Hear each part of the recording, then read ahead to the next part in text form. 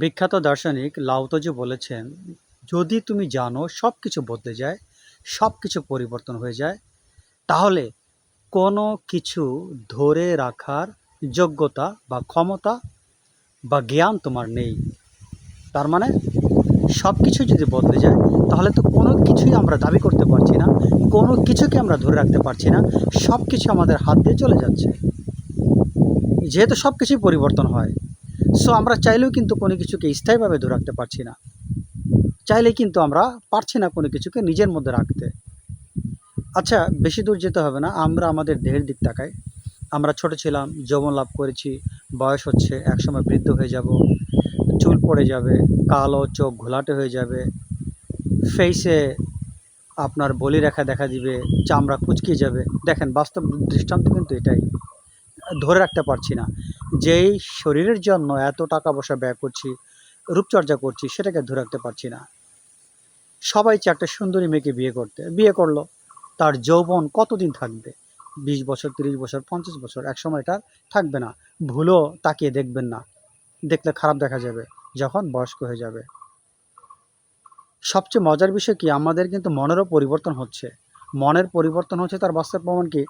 ছোটোকাল আমরা যেটি বেশি পছন্দ করতাম, যখন আমরা ইয়াং হয়েছি, সেটি আমাদের কাছে ভালো লাগলো না। ইয়াং কালে যেটি পছন্দ করতাম, যখন আমরা বৃদ্ধ হয়েছি, তখন আমাদের কাছে সেটি গ্রহণযোগ্যতা পায়নি। আমাদের মনেরও কিন্তু পরিবর্তন হচ্ছে। আমরা একসময় একটিকে ভালো জানতাম, আজ কিন্তু আমরা সেটিকে মন্দ হিসেবে জানি। এভাবে দেখা যায় মনের মধ্যে মডিফাই হচ্ছে। তার মানে বাহ্যিক জগৎ শুধু নয়, আমাদের অভ্যন্তরীণ জগতে কিন্তু পরিবর্তন হচ্ছে। সবই পরিবর্তন, সবই ক্ষয়িষ্ণু। তারপরে কিন্তু আমরা সেটিকে ধরে রাখার চেষ্টা করি। আমাদের বোকামি এই জায়গাটাই।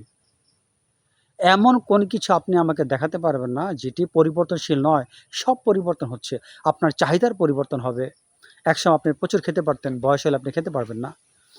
যৌবনকালে আপনি যেই চাহিদা পোষণ করতেন, বয়স হয়ে গেলে আপনি সেই চাহিদা পোষণ করতে পারবেন না। আপনার দৈহিক চাহিদা কমে আসবে। সব কিছুতে একটা পরিবর্তন আসছে। তারপরও আমরা এত কিছু জানার পর আমরা সব কিছুকে নিজেদের মধ্যে স্থায়ীভাবে রেখে দিতে চাই।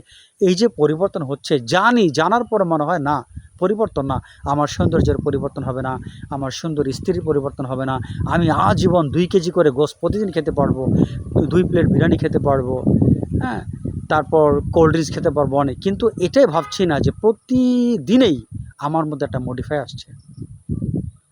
সো এইগুলো একটা চরম বোকামি। এইগুলোর মধ্যে আনন্দ খোঁজা, এগুলোর মধ্যে সুখ খোঁজা, যা পরিবর্তনশীল তার মধ্যে সুখ খোঁজাটা মানুষের জন্য চরম বোকামি। যা পরিবর্তনশীল তা কখনোই স্থায়ী নয়, যা স্থায়ী নয় তা সত্য নয়, আর যা সত্য নয় তা কখনোই মানুষকে কল্যাণ বা মুক্তি দিতে পারে না। ছোট পরিসর এখানে শেষ করছি। আল্লাহ হাফেজ।